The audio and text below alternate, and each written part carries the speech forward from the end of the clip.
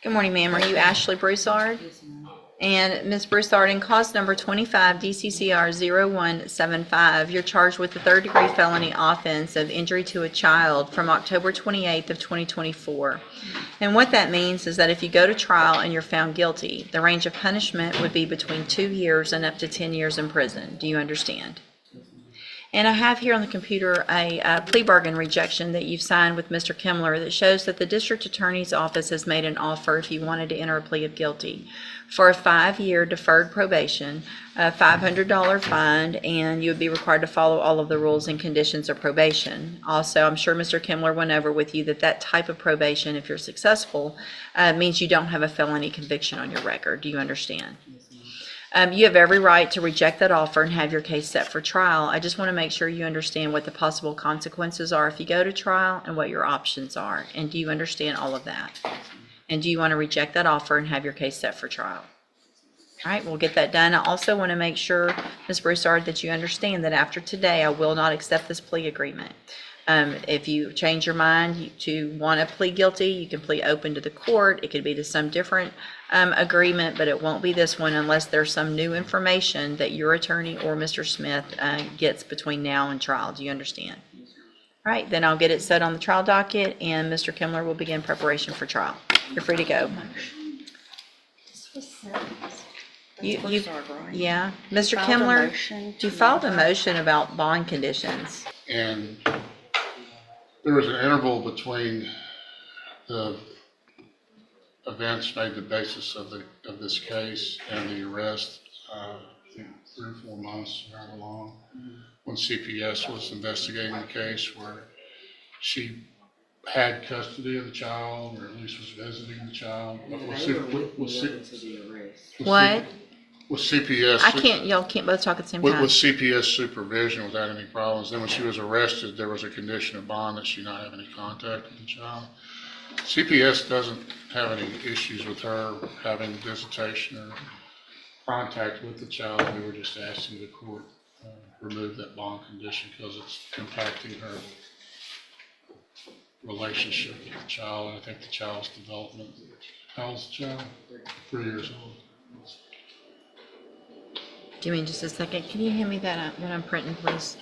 Who was the CPS investigator?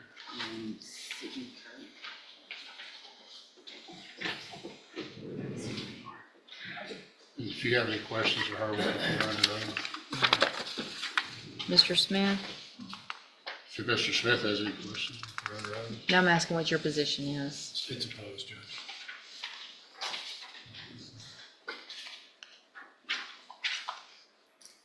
And again, I would just observe that there was about approximately 4-month period prior to her arrest.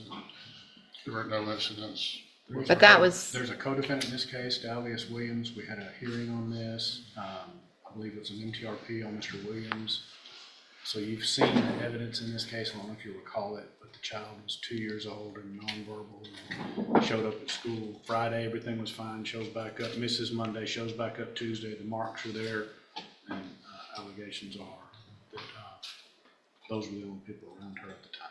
And I would just observe that there was a CPS investigation subsequent to that where the child remained in contact with the defendant with no deleterious consequences reported. No, what consequences? Bad consequences. No, Harmful. what's your word? Deleterious. It's not going to be my word of the day to learn. It's one of those SAT vocabulary words. Mm-hmm. It's been a long time since I took that. I'm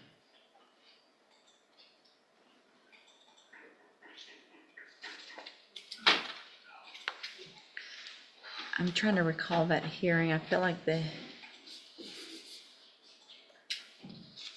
Mr. Williams was maybe more culpable with regard to the specific allegations, not necessarily not turn them in and things like that, but the actual physical. And then when the police started the investigation on this, she lied to the police.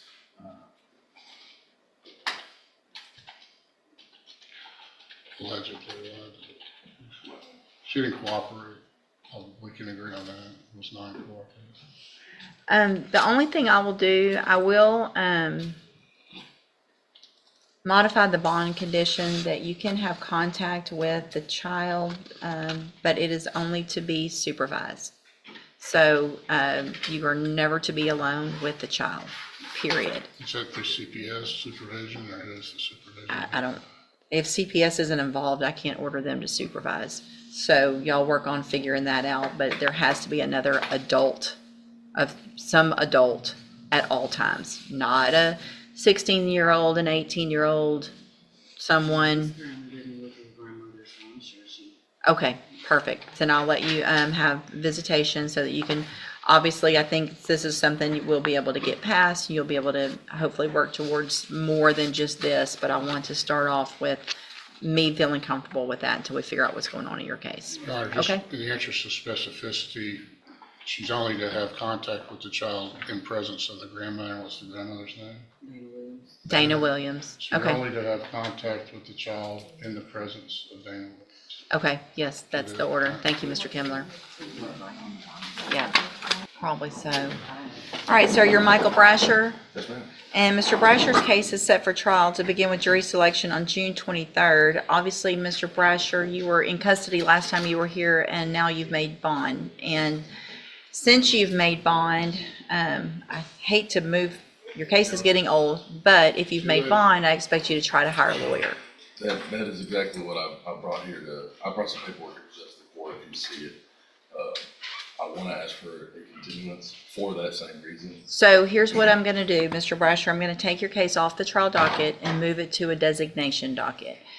I'm going to reset it about 30 days. You need to try to get someone hired before that court date. Okay. If you do, we'll give you a written reset notice today. Make sure you bring that to whoever you hire and they'll tell you what to do. Okay. If for some reason you cannot hire someone before the next court date, then I'm ordering you to visit with at least 3 lawyers. They all charge different amounts. They have different payment plans. Bring me back the names of the lawyers that you've talked to so I know you're trying, and then we'll discuss your options. I have an attorney. I've spoken with him. He's given me a quoted amount. That's why I brought some of this stuff Okay. to show you. I don't necessarily need to see it. I just need to, I'm going to see what you can do in the next 30 days. If for some reason, and I know you just bonded out, so if you possibly need more time, I understand. When you come back, let me know. If you haven't hired him or anyone else, make sure you visit with plenty of attorneys. Bring me those names, or if you have one picked, have that information. If you've made payments, bring me that information, and then we'll discuss your options, okay? I can absolutely. Would you like his name now? Or? Who is it? Yeah. Mark Gonzalez out of Corpus Christi. Okay, all right, then make sure also that if that's who you hire, that Mr. Gonzalez knows that your case is old and that we will expect whoever you hire, hold on a second while I'm talking, please, Mr. Majid. That's okay. Make sure whoever you hire understands that your case, if it's not worked out, is going to be set for trial pretty quickly because Yes, it's old. And so a lot of attorneys think they're going to get on and they'll have plenty of time. It's not going to be like that. They're going to get pushed. So you be sure and tell them that, okay? And yes, ma'am. We've talked about that too. Okay, So, perfect. He understands that as well. Okay, if you'll step over here in front of the clerk, she'll give you that reset notice. Thank you. Just hold on. Copy of that. You're saying here that your notice. And also, until then, Mr. Matuski, you're obviously still on the case as begin to prepare possibly for trial, but I will take it off the trial docket at this point, just to give Mr. Brasher some time. Yes, Your Honor. All right. Thank you, Judge. Yes, sir. So we need Mr. Jeffries again, I guess, at some point. Oh, I don't have all that yet. Y'all hold on just a second. Good morning, ma'am. You're Renisha Payan? And will your client waive the formal reading of the indictment? So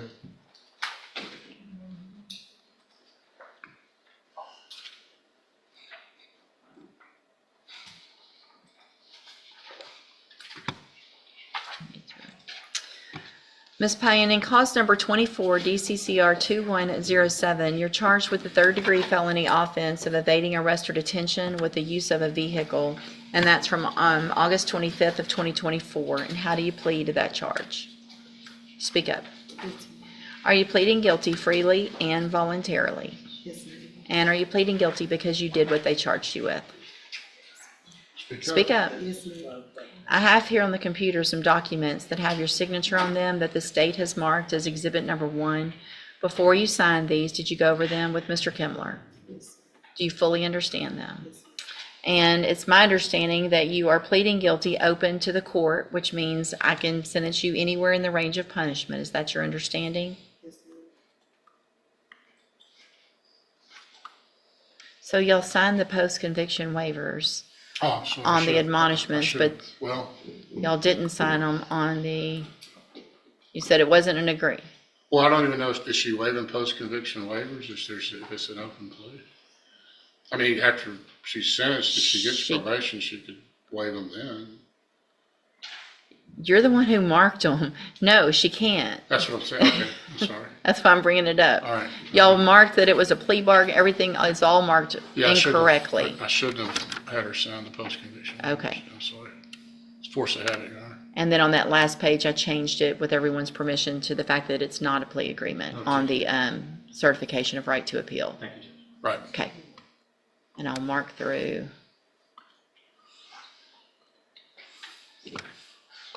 Okay. Okay, so I want to make sure you understand, you have an absolute, so first of all, I can sentence you anywhere in the range of punishment, which is between 2 years and up to 10 years in prison. I can consider probation. It'll all depend on information that's brought to me when we come back for sentencing. You have an absolute right to have a jury, which you're set for trial next week, starting trial on Monday, and let that jury decide if you're guilty or not. And then if they find you guilty, you can leave your punishment up to that jury. If we go forward this way, then you're waiving that. And is that what you want to do? Okay. State, do you also understand, if you're not a U.S. citizen, that a plea of guilty or no contest may result in your deportation, exclusion from admission to the country, or denial of naturalization under federal law? Yes, ma'am. State tenders number No 1. objection. It's admitted. Any evidence that Ms. Pine is not competent? There's none. All right, ma'am, I'm going to find that you entered your plea of guilty freely and voluntarily. Find that you're mentally competent and you understand the nature and the consequences of your plea. Find sufficient evidence to find you guilty. However, I'm going to reset your case so that the probation department can do a pre-sentence report. That'll give me more information about you, your case, and then we'll come back later for sentencing. Anything that you think is important for me to know, be sure and get that information to Mr. Kimmler. He will present it to me on your behalf when we come back. Yes, ma'am. All right, you can, on your way out of the courtroom, stop and talk to probation. She's at that desk right there. Okay? Discovery, right? Yeah, discovery. All right, sir, again, you're Jerry LeBlanc, Yes, ma'am. and will your client waive the formal reading of the indictment in each case? We do, Your Honor. Hey, y'all, I'm still going.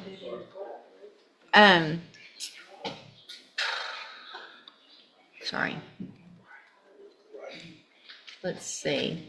Mr. LeBlanc, in cause number 21-38605, you're charged with the state jail felony offense of theft from August 27th of 2021, and how do you plead to that charge?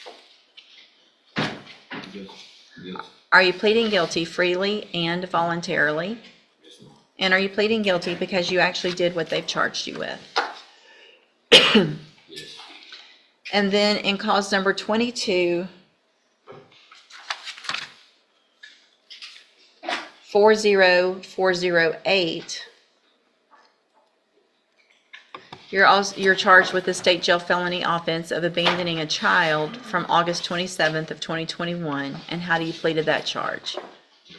Again, are you pleading guilty freely and voluntarily, and because you did what they charged you with? In each of these cases, I have here on the computer some documents that have your signature on them that the state has marked as exhibit number 1. Before you signed these, did you go over them with Mr. Jeffries? The paper on the computer? Do you fully understand them? Yes, ma'am. And do you understand, if I follow the agreements that you've made with the district attorney, that you will be waiving or giving up any right to appeal? Yes. And it looks like the agreement that you've reached in each of your cases is for a cap of 15 months in the state jail prison, which means if I follow the agreements, I cannot give you more than 15 months in state jail. I can give you 15 months, I can give you less. It'll all depend on the information that I get when we come back at sentencing. You have an absolute right to have a jury come in and determine 2 things. The first is to determine if you're guilty or not, and then you could leave your punishment up to that jury if they found you guilty. If we go forward this way, you're waiving that and leaving it up to me. And is that what you want to do? It's not, yeah. I don't understand. Cases are together, concurrent. If I give you prison time in each of these cases, it would run concurrently, which is together at the same time. Okay. State tenders number 1 in each case. No objection. It's admitted in each case. Is there any evidence that Mr. LeBlanc is not competent? No.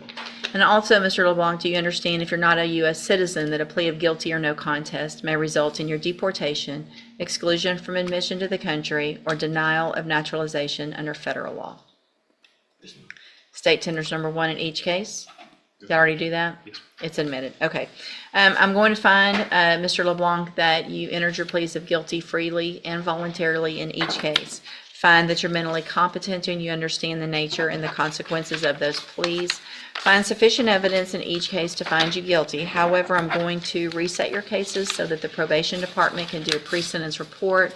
That'll give me more information about you, your cases. Then we'll come back at a later date for sentencing. Anything that you think is important for me to know, be sure and get that information to Mr. Jeffries. He will present it to me on your behalf when we come back.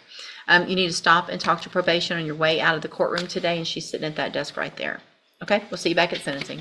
Thank you, Your Honor. Thank you. You're all free to go. Good morning. Are you Christian Boutte? And give me just a second.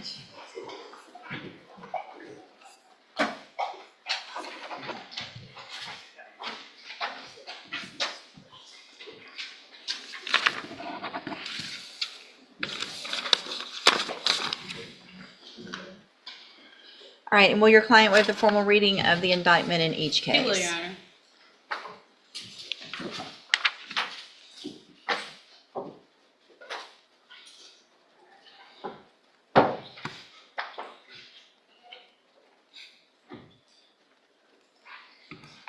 Did we, did I do something before on these?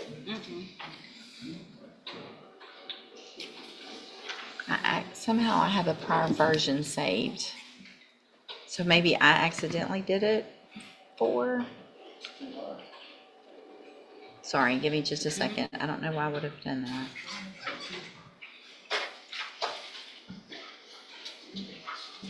April 14th on, On the indictment? yeah, 2078 on the indictment. So, all right. I have to go back and Well, do y'all want to delete one, or can you? It doesn't matter, because I'm not making any notations on it. He's pleading to the indictment, correct? Yes. Nothing different. All right, so, Mr. Boutte, in cause number 24, DCCR 2078, you're charged with the third-degree felony offense of forgery of a financial instrument from August 21st of 2024. And how do you plead to that charge? Are you pleading guilty freely and voluntarily? And are you pleading guilty because you actually did what they've charged you with? And then in cause number 24, DCCR 2079, you're also, in that case, you're charged with the state jail felony offense of forgery of a financial instrument from May 7th of 2024. And how do you plead to that charge? Speak up, please. Guilty. And are you pleading guilty freely and voluntarily? And because you actually did what they charged you with. In each of those cases, I have here on the computer some documents that have your signature on them that the state has marked as exhibit number 1. Before you signed these, did you go over them with Ms. Holmes? Yes, ma'am. Do you fully understand them? Yes, ma'am. And do you understand, if I follow the agreements that you've reached with the district attorney, that you will be waiving or giving up any right to appeal? Do you also understand, if you're not a U.S. citizen, that a plea of guilty or no contest may result in your deportation, exclusion from admission to the country, or denial of naturalization under federal law? Yes, ma'am. And it looks like the agreement that you've reached in each of your cases, in the third-degree felony, which is 2078, you've reached an agreement for a 7-year deferred probation. There would not be a fine. There would be restitution to be determined between now and when we come back for sentencing. Is that your understanding? And in the state jail felony case, the agreement's for a 5-year deferred probation. Same thing, no fine, and then any restitution would be determined between now and when we come back for sentencing. Is that also your understanding? Yes, ma'am. State, sorry, Yeah, just uh-huh. to let the court know, we do have, and we have discussed some subrogation documents. We just want to double check prior to the PSI that NHS, what did NHS have to pay, what did this insurance company have to pay divided? That way it's going to be pretty substantial, upwards of $60,000. Okay, thank you. All right, state tenors number 1 in each case. No objection. It's admitted in each case. Is there any evidence that Mr. Boutte is not competent? No, Your Honor. All right, sir, I'm going to find that you entered your pleas of guilty in each case freely and voluntarily. Find that you're mentally competent and you understand the nature and the consequences of that plea. Find sufficient evidence in each case to find you guilty. However, I'm going to reset your cases so that the probation department can do a pre-sentence report that will give me more information about you, your cases, and then we'll come back later for sentencing. It'll also give everyone time to figure out that restitution for sure and who it needs to be paid to.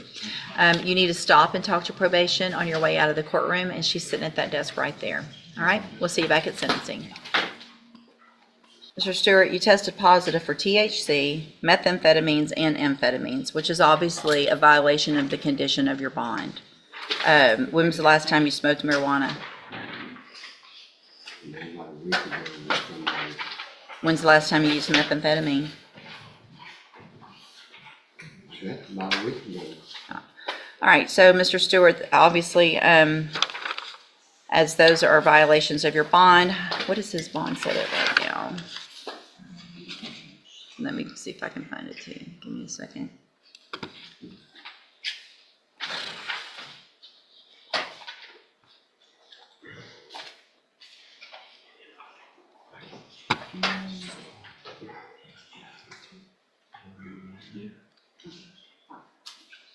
$5.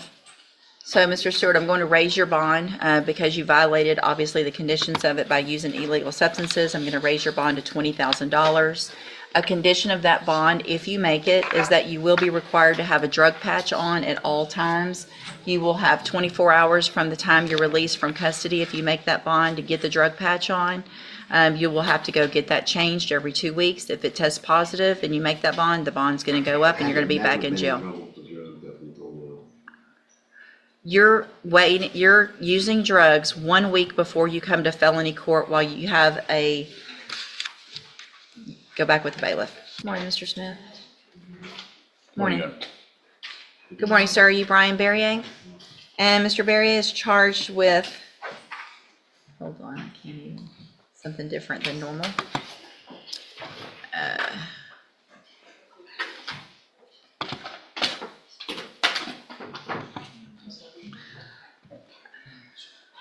Placing a serial number with intent to change identity, a third-degree felony from January 6th of 2023. And Mr. Smith, what is the announcement? You know, we progressed to the point with this discovery that we know that this is not going to be a trial.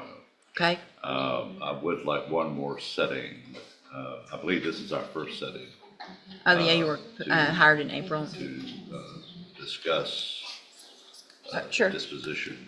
All right, any issues? No, Your Honor. So I'm going to reset it about 30 days. Make sure you stay in touch with Mr. Smith. Will visit with the district attorney between now and then. Y'all can visit, and we'll see if we can get an announcement at the next court date. Thank you. All right, you're free to go, sir. And Mr. Smith, you also have Fabian Hall, 24 DCCR 0758. Good morning, sir. Are you Fabian Hall? And Mr. Hall is charged with injury to an elderly, child, or disabled individual. And Mr. Smith, what is the announcement? Your Honor, this is, I believe, our first setting on the case. But I have talked with Ashley, and I'm asking for one more resetting. I'm trying to get into a further discussion concerning the culpable mental state. All right, so any issues? All right, I'm going to do a normal reset. Obviously, you haven't been on that long, but it has been going on for a little while. So if you can try to visit with Ms. Malfino, make sure you stay in touch with Mr. Smith. So we'll see if we can get an announcement at that next court date. All right, thank you. Your Honor. Good morning, sir. Are you Michael Anthony Thomas? Yes, ma'am.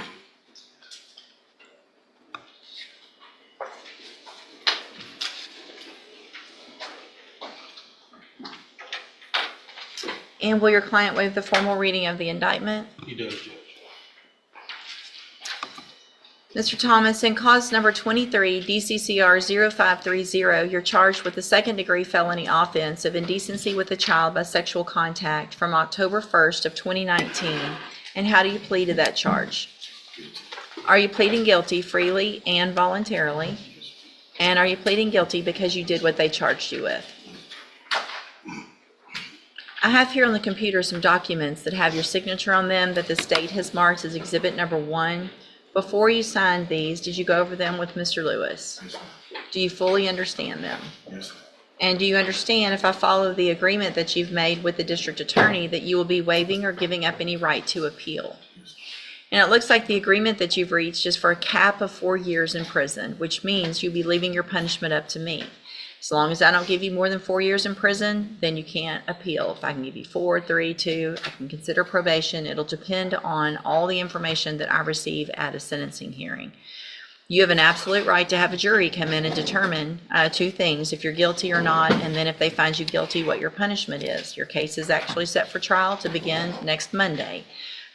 So if we go forward this way, you're waiving the right to the jury, and you're going to want me to go forward this way. And is that what you want to do? Yes, ma'am.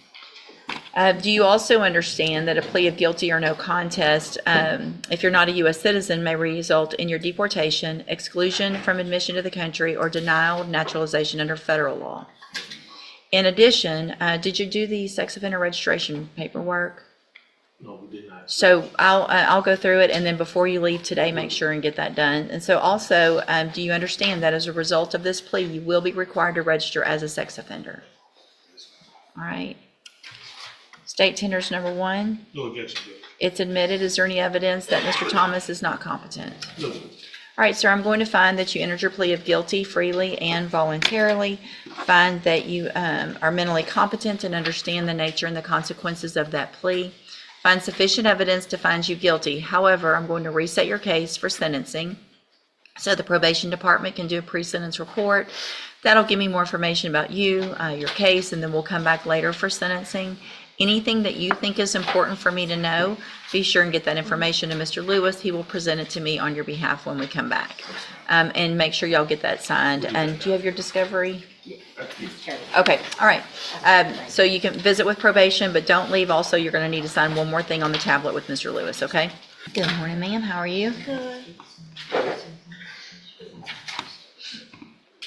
Good morning. Are you Isaac Talley? Yes, ma'am. And Mr. Talley is charged with evading arrest or detention with the use of a vehicle. This is 24 DCCR 1997. And what is the announcement? Your Honor, I have met with Mr. Talley and his grandmother. I'm just waiting to get the video so we can review the Okay. video. All right. They will be ready. All right, any issue? No, Your Honor. So, None Ms. I'm aware of. Thank you. I'll reset your case about 30 days. As soon as Ms. Holmes gets that information and that discovery of the video, I'm sure she'll call you. You need to go in and visit with her so you can see that. And then we'll get an announcement on what you're going to do with your case next court date. Okay, you're free to go. Thank you. Let's see, Deontay Randolph, 24 DCCR 1923. Email you. Okay, thank you, ma'am. Can't believe it's already June. I feel like I just started writing May. Yes. It's fine. And will your client waive the formal reading of the indictment? You will, Your Honor. Mr. Randolph, in cause number 24, DCCR 1923, you're charged with a third-degree felony offense of unlawful possession of a firearm by a felon, and that's from June 15th of 2024. And how do you plead to that charge? Are you pleading guilty freely and voluntarily? And are you pleading guilty because you actually did what they've charged you with? I have here on the computer some documents that have your signature on them that the state has marked as exhibit number 1. Before you signed these, did you go over them with Ms. Holmes? Do you fully understand them? And do you understand, if I follow the agreement that you've made with the district attorney, that you will be waiving or giving up any right to appeal? And it looks like the agreement that you've reached is for a 10-year term in prison, but that would be probated. You'd be on probation for 10 years. You would be ordered to pay a $500 fine and to follow all of the rules and conditions of probation. Is that your understanding? Also, do you understand, if you're not a U.S. citizen, that a plea of guilty or no contest may result in your deportation, exclusion from admission to the country, or denial of naturalization under federal law? State tenders number 1. No objection. It's admitted. Is there any evidence that Mr. Randolph's not No, competent? Your Honor. right, sir, I'm going to find that you entered your plea of guilty freely and voluntarily, find that you're mentally competent and you understand the nature and the consequences of your plea, find sufficient evidence to find you guilty. However, I'm going to reset your case for sentencing so the probation department can do a pre-sentence report. It'll give me more information about you, your case, and then we will come back later for sentencing. You need to stop and talk to probation before you leave the courtroom today, and she's sitting at that desk right there. All right, we'll see you back at sentencing. Good morning. Are you Albernica Conning? And Ms. Conning, you were previously in court and entered a plea of guilty to aggravated assault with a deadly weapon, second-degree felony. I've received the copy of the pre-sentence report. Has everyone had an opportunity to review that report? Yes, Your Honor. Yes, Your Honor, we have. Are there any additions or corrections? Not from the defense, Your Honor. No, Your Honor.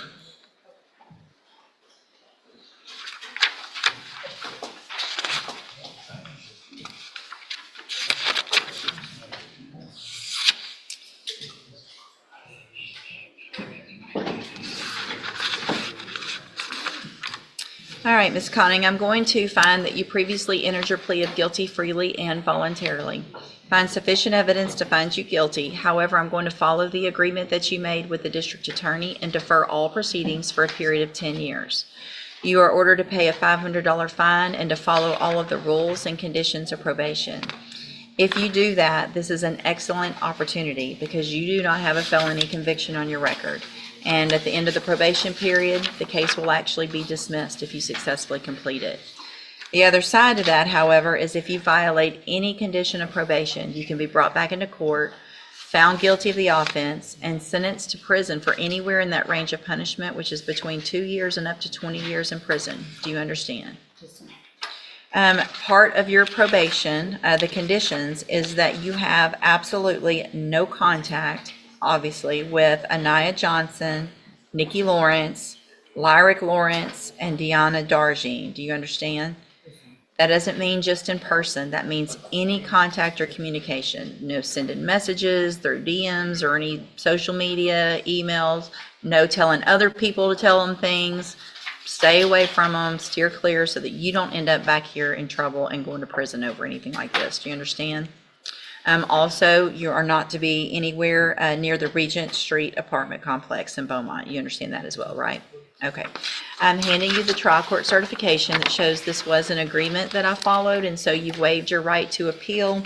I will be signing dismissals in cause numbers 24 DCCR 1574, 1576, and 1577 as part of this agreement. If you just need to have a seat here in the courtroom, and then probation's going to call you up to her desk when she's ready to go over your paperwork. All right, good luck to you, ma'am. See, Ms. Holmes, Christian Butte, 2 cases. Good morning, sir. You're Troy Hunt. And Mr. Hunt, in cause number 24, DCCR 1481,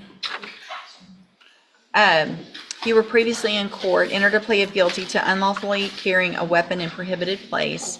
I've received the pre-sentence report. Has everyone had an opportunity to review that report? Yes. Any additions or corrections? No. Judge, I would just like the record to reflect, please, as there was some confusion at the last setting about the forfeiture. The state does not ever agree to forfeit a weapon to a defense attorney. So what we have done is ask the court to sign the forfeiture, so the state is requiring the forfeiture of that weapon. It's my understanding the defendant has conveyed an assignment to Mr. Adams. I'm not part of that equation, but our intention was just to forfeit it from that order. And I Okay. filed the motion to release the evidence. Yes. I think, did we print that out? I remember looking at it on my desk. So you have no objection to me signing the forfeiture, and then I can sign the assignment. I think I Correct. saw that at some point. Hold on, Yes, let me ma'am. find it. We worked it out. Let me get that pulled up and printed out. I'm sorry, Judge. No, it's fine. Let's see.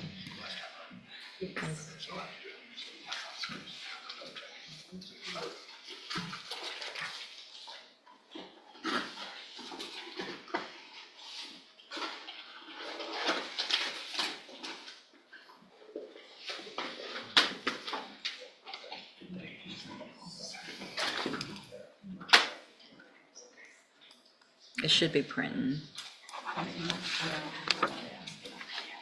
There's that. Okay, So I will assign the forfeiture, and I'm about to sign the motion, the order releasing the evidence. Anything else before I go forward with sentencing? Nothing. All right, sir, I'm going to find that you previously entered your plea of guilty freely and voluntarily. Find sufficient evidence to find you guilty. However, I'm going to follow the agreement that you made with the district attorney and defer all proceedings and place you on probation for 2 years. You're ordered to pay a $200 fine and to follow all of the rules and conditions of probation. If you do that, this is an excellent opportunity because you do not have a felony conviction on your record. And if you successfully complete the probation, at the end, the case will be dismissed. You'll never have the felony conviction.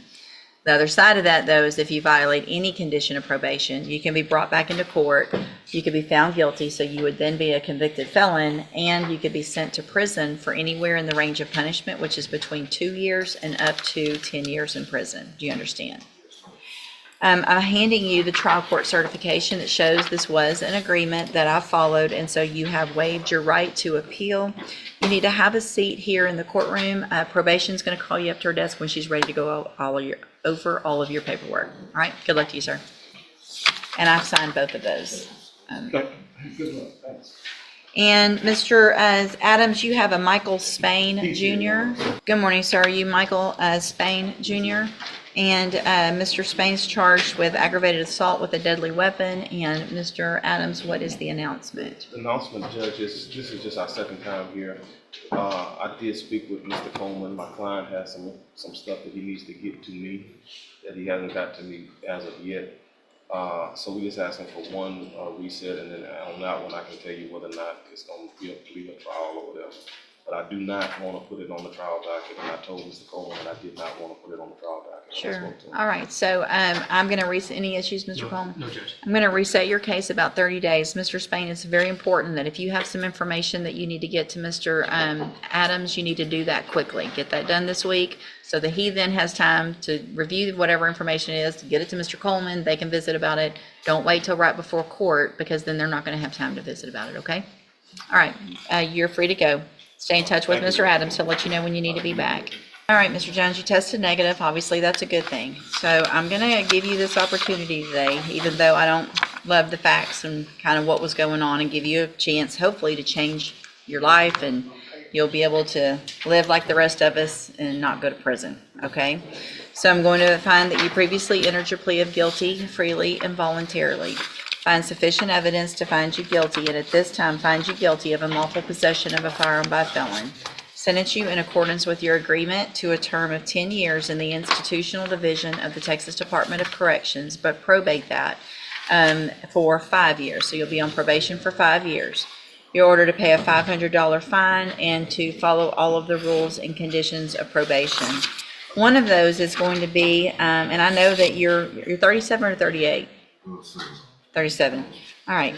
You need to get a few things. You need to get a driver's license or some type of ID. You also need to get a GED, and that's going to be part of your probation. That's only going to help you get better jobs so you can be more successful.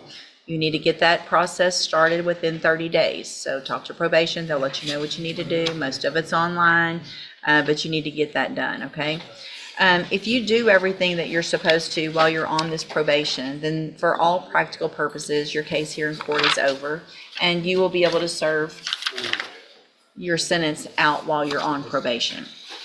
The other side of that, though, is if you violate any condition of probation, you can be brought back into court, and you'll be facing that 10-year sentence that you've already agreed to. Do you understand? I'm handing you two things. The first is the certification showing that I followed the agreement that you made with the district attorney. Sir, be quiet. That I followed the agreement that you made with the district attorney, and so you've waived your right to appeal. I have also handed you a written admonishment regarding your ineligibility to possess a firearm or ammunition. Obviously, you know this, but I'm required to read this to you. Possession of a firearm, because of the judgment entered against you, you're ineligible under Texas law